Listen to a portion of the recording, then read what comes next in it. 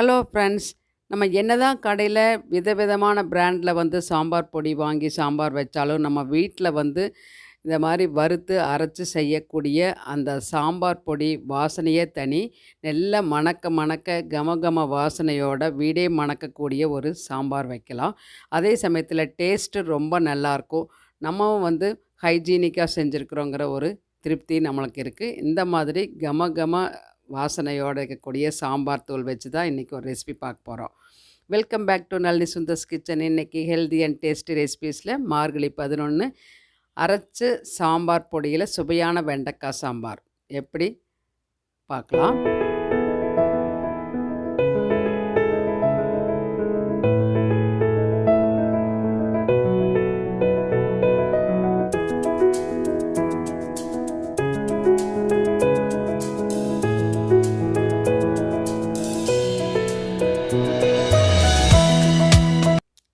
இங்கே சாம்பார் செய்கிறதுக்காக வெண்டைக்காய் வந்து 300 கிராம்ஸ் வந்து நல்லா கழுவி எடுத்து வச்சுருக்கிறேன். நல்லா பிஞ்சு வெண்டைக்காயாக. இங்கே வந்து 100 கிராம் துவரம்பருப்பு நல்லா கழுவி ஒரு குட்டி குக்கரில் போட்டு ஒரு 1/4 டீஸ்பூன் மஞ்சத்தூள் சேர்த்து தேவையான அளவுக்கு தண்ணி சேர்த்திக்கோங்க. ஒரு 1/2 லிட்டர் தண்ணி போதும். இப்போ வந்து ஒரு ஃபியூ ட்ராப்ஸ் விளக்கெண்ணெய், எப்பவும் போல் வந்து விளக்கெண்ணெய் கொஞ்சம் சேர்த்திட்டு லிட்டு போட்டு விட்டுடலாம். குக்கரில் வந்து வெயிட் வைக்கல, ஓப்பனில் தான் நான் செய்ய போகிறேன். இங்கே வெண்டைக்காய் வந்து கட் பண்ணி எடுத்துகிட்டு வந்தாச்சு. இந்த மாதிரி கட் பண்ணிக்கிற பொரியலுக்காய் அப்படின்னு நீங்கள் நினைக்கலாம், அப்படி கிடையாது. சாம்பாருக்கே இந்த மாதிரி குட்டி குட்டியாக கட் பண்ணி வதக்கி போட்டு செஞ்சிங்கன்னா அந்த வளவளப்பு தன்மை இல்லாமல் நல்லாயிருக்கும். குழந்தையும் கூட விரும்பி சாப்பிடுவாங்க. வெண்டைக்காய் சாப்பிடாதவங்களும் கூட இந்த மாதிரி செஞ்சு கொடுத்தீங்கன்னா கண்டிப்பாக வெண்டைக்காய் சாம்பார் தான் வேணும் அப்படிங்கிற மாதிரி சாப்பிடுவாங்க. இந்த மாதிரி ஃப்ரெஷ்ஷாக இருக்கும்போதே வெண்டைக்காயில் வந்து நம்ம பொரியலாக இருந்தாலும் சரி, கூட்டு, பொரியல், சாம்பார், இந்த மாதிரி எதாக இருந்தாலும் வதக்கல் எதாக இருந்தாலும் ஃப்ரெஷ்ஷாக இருக்கும்போது செய்யுங்க. ஒரு குட்டி கடாய் வச்சுட்டு ஒரு டேபிள் ஸ்பூன் எண்ணெய் விட்டுக்கலாம். எண்ணெய் சூடான உடனே நம்ம கட் பண்ணி வச்சக்கூடிய வெண்டைக்காயை அதில் சேர்த்திக்கலாம். சேர்த்திட்டு கொஞ்சம் போல் உப்பு தூவி விட்டுக்கலாம். தேவையான அளவுக்கு உப்பு தூவி விட்டுட்டு நம்ம வந்து மீடியம் ஃப்ளேமில் வச்சுட்டு வதக்கிக்கலாம். இந்த வதக்கிட்டு இருக்கும்போதே உங்களுக்கு தெரியும், அந்த வெண்டைக்காயில் வந்து அந்த ஜெல் வரும் இல்லைங்களா, அந்த வளவளப்பு தன்மை வருது பார்த்தீங்களா, இந்த மாதிரி. அதனால தான் குழந்தைங்க வந்து சாப்பிட மாட்டேங்கிறாங்க. அதனால் இந்த மாதிரி கொஞ்சம் லைட்டாக வதக்கி போட்டால், அந்த ஜெல் தான் ரொம்ப நல்லது உடம்புக்கு.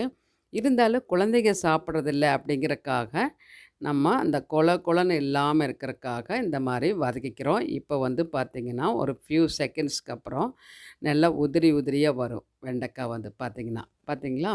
இப்போ வந்து நம்ம ஸ்டவ் ஆஃப் பண்ணிவிட்டு இறக்கி வச்சுக்கலாம். அடுத்தது வந்து பருப்பு 10 நிமிஷம் ஆயிடுச்சு. பருப்பு நல்லா வந்து வெந்துருச்சுன்னு நினைக்கிறேன். பாருங்கள், நல்லா சாஃப்டாக வெந்து வந்தாச்சு. பருப்பும் ரெடியாக இருக்குது. இப்போது இதுவும் ஸ்டவ் ஆஃப் பண்ணி வச்சுக்கலாம்.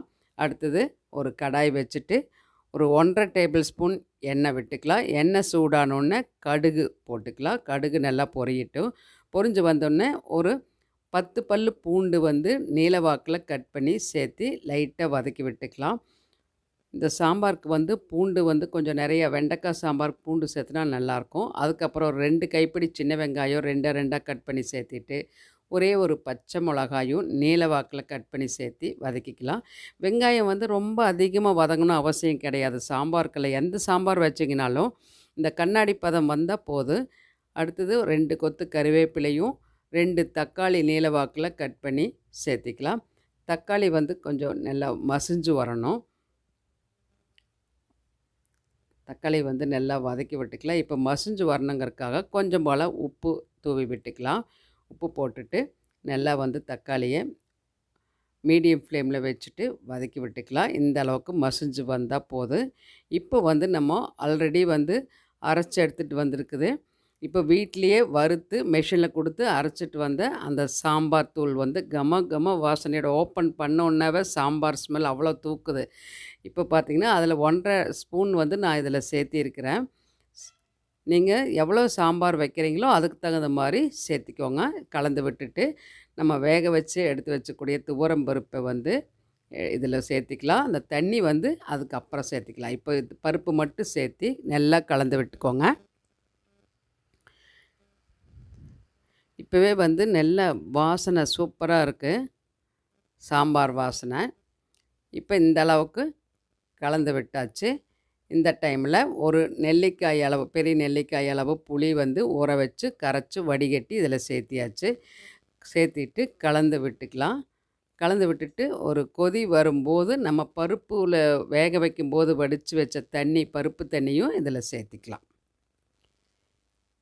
இப்போ எல்லாமே சேர்த்திட்டோம். இதுக்கு தேவையான அளவுக்கு கல்லுப்பு சேர்த்திட்டு நம்ம கலந்து விட்டு பார்க்கலாம். இந்த டைமில் உப்பு, காரம், புளிப்பு எல்லாமே கரெக்டாக இருக்கா அப்படிங்கிறத வந்து செக் பண்ணிக்கணும். செக் பண்ணிவிட்டு நம்ம வந்து ஒரு கொத்து கருவேப்பிலை போட்டு ஒரு லிட்டு போட்டு விட்டுடலாம். 10 நிமிஷம் நல்லா கொதிக்கணும். 10 நிமிஷம் கழித்து பார்க்குறோம் பாருங்கள், நல்லா கொதித்து சூப்பராக இருக்குது. இந்த டைமில் ஒரு தடவை கலந்து விட்டுட்டு ஏற்கனவே நம்ம வந்து வதக்கி வச்சக்கூடிய அந்த வெண்டைக்காயை இப்போது சேர்த்திக்கலாம். உப்பு போட்டு தான் நம்ம வதக்கியிருக்கிறோம்.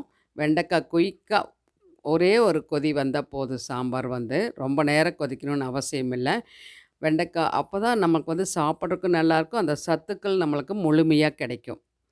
இப்போ பாருங்கள், சாம்பார், வெண்டைக்காய் சாம்பார் வந்து ரெடி ஆயாச்சு சூப்பராக.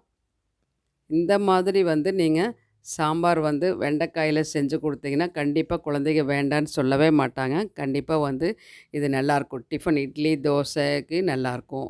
சூடான சாதத்தில் சாப்பிடும்போது நல்லாயிருக்கும். அதனால் டிஃபனுக்கும் செய்யலாம், சாதத்துக்கும் இந்த சாம்பார் செய்யலாம். இப்போது கருவேப்பிலை, மல்லி இலைகள் போட்டு ஸ்டவ் ஆஃப் பண்ணிவிட்டு நம்ம வந்து சர்விங் பவுலுக்கு மாற்றிக்கலாம். நம்ம வீட்லேயே ஹைஜீனிக்காக வறுத்து அரைச்சி செஞ்ச சாம்பார் தூளில் செஞ்ச வெண்டைக்காய் சாம்பார் ரெசிபி உங்களுக்கு பிடிச்சிருந்ததுன்னா லைக் பண்ணி ஷேர் பண்ணுங்கள். நம்ம channel Nalini Sundar's kitchen subscribe பண்ணாமல் வாட்ச் பண்ணிட்டு இருந்தீங்கன்னா தொடர்ந்து சப்போர்ட் பண்ணுங்கள். சப்ஸ்கிரைப் பண்ணிவிட்டு சப்போர்ட் பண்ணுங்கள். எல்லா வீடியோஸை பாருங்கள். பக்கத்தில் இருக்கிற பெல் ஐக்கானை கிளிக் பண்ணி வச்சுட்டு போடக்கூடிய எல்லா வீடியோஸ் பார்த்து தொடர்ந்து சப்போர்ட் பண்ணுங்கள். இதே மாதிரி நீங்களும் செஞ்சு பாருங்கள். இந்த சாம்பார் தூள் ரெசிபி வந்து அடுத்த வீடியோவில் நான் போடுறேன் அளவுகளோட. Until then, bye from Nalini. Thank you.